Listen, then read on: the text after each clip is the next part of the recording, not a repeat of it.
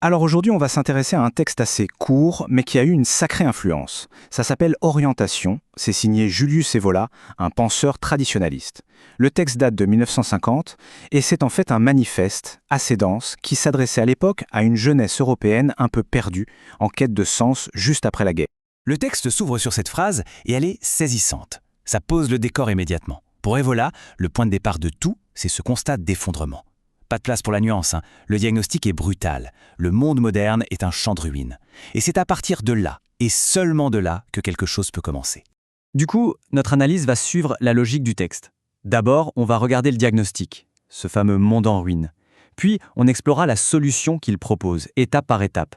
La révolution intérieure, la création d'un homme nouveau, le rejet de la modernité, et, pour finir, l'esquisse d'un ordre politique radicalement différent. On commence donc par le diagnostic. Dans la vision d'Evola, la civilisation occidentale n'est pas au sommet de son art. Bien au contraire, elle est arrivée à la fin d'un très long cycle de déclin. L'ère moderne serait en fait le point le plus bas de toute cette histoire. Et là, on a une inversion complète de notre perspective habituelle. Ce qu'on appelle le progrès, eh bien, dans ce texte, c'est vu comme une chute vertigineuse.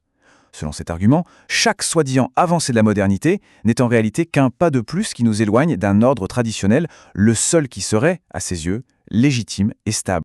Ce processus de déclin, il ne le présente pas comme une série d'accidents. Non, pour lui, c'est une chaîne, une suite logique. Il dit que toutes ces idéologies, le libéralisme, la démocratie, le socialisme, ne sont pas vraiment en opposition. En fait, ce sont juste des étapes successives du même mal, de la même décomposition.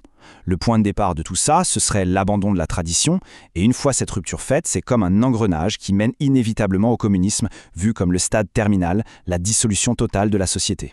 Bon, face à ce constat de ruine totale, quelle est la solution ? On pourrait s'attendre à un appel à l'action politique, à prendre le pouvoir, mais non, le texte prend une autre direction. Le point de départ de la solution n'est pas à l'extérieur, il est à l'intérieur de l'individu. Voilà le cœur de l'argument. Toute reconstruction extérieure est complètement vaine s'il n'y a pas d'abord une reconstruction intérieure. Le texte insiste là-dessus. On peut imaginer le meilleur système politique du monde, il ne tiendra jamais si les hommes qui le composent n'ont pas la bonne qualité. La priorité absolue, c'est donc de forger un nouveau type d'être humain. L'objectif n'est pas de former des militants politiques ou des agitateurs.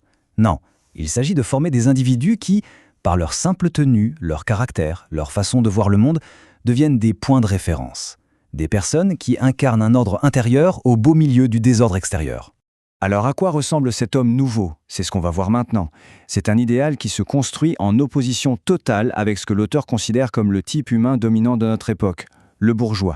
La base spirituelle de cet homme nouveau, c'est ce qu'Evola appelle l'esprit légionnaire. C'est quoi ? C'est une fidélité absolue, inconditionnelle, à une idée et à ses chefs.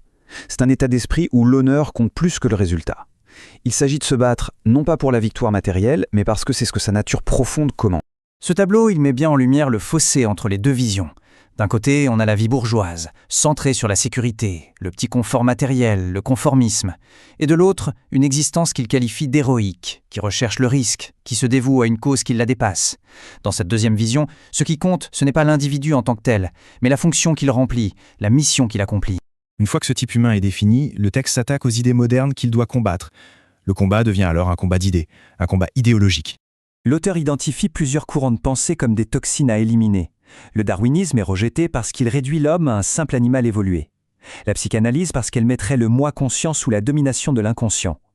L'existentialisme car il ferait d'une crise spirituelle une normalité philosophique. Et enfin, ce qu'il nomme la démonie de l'économie, l'idée que tout est déterminé par les facteurs matériels et économiques. Ça, c'est un point vraiment central de son analyse. Le capitalisme américain et le communisme soviétique ne sont pas vus comme de vrais opposés. Ils sont décrits comme les deux mâchoires d'une même tenaille. En gros, ils mèneraient au même résultat par des chemins différents. Une civilisation matérialiste et uniforme. L'un utilise la séduction du confort et du consumérisme, l'autre la force brute de l'État. Mais pour l'auteur, les deux sont des ennemis mortels de l'héritage européen. On arrive maintenant à la partie politique de cette vision. Après la transformation de l'individu et la bataille des idées, quelle forme d'État pourrait bien émerger de ces ruines ? Le mot-clé, ici, c'est hiérarchie. Le texte rejette toutes les solutions basées sur des idéaux sociaux ou sur l'économie. L'alternative au monde moderne, selon lui, ne se trouve ni à gauche ni à droite au sens classique du terme. Ce serait un ordre basé sur une hiérarchie de valeurs, des valeurs spirituelles, héroïques. Alors, quels seraient les piliers de cet État? D'abord, l'autorité ne vient pas du peuple. Elle vient d'en haut, d'une idée, d'un principe supérieur, transcendant. Ensuite, c'est l'État, en tant que porteur de cette idée, qui façonne la nation, et pas l'inverse. Ce modèle est qualifié d'organique pour le distinguer du totalitarisme. L'idée est que chaque partie de la société a une fonction précise, le tout étant unifié par une autorité spirituelle. Et enfin, point crucial, la loyauté suprême n'est pas due à la terre ou à la langue, mais à l'idée qui unit la communauté. La question se pose donc, qui est au sommet? Quelle est la source de l'autorité? Le texte rejette les figures modernes comme le président ou le tribun populaire. Dans cette vision, l'autorité véritable doit incarner quelque chose de stable, d'immuable, une souveraineté qui dépasse les individus et les opinions changeantes. Et on termine sur cette phrase, qui est la conclusion du texte. Elle résume toute la démarche. Face à un monde matériel en ruine, la seule chose qui reste, qui est permanente, c'est la fidélité à une idée. Pour ceux qui suivent cette voie, la vraie patrie n'est plus un territoire physique qu'on peut envahir. C'est un principe intérieur, une communauté d'esprit que rien d'extérieur ne peut atteindre. C'est une pensée radicale, qui interroge profondément ce que veulent dire l'identité et l'appartenance, surtout en temps de crise.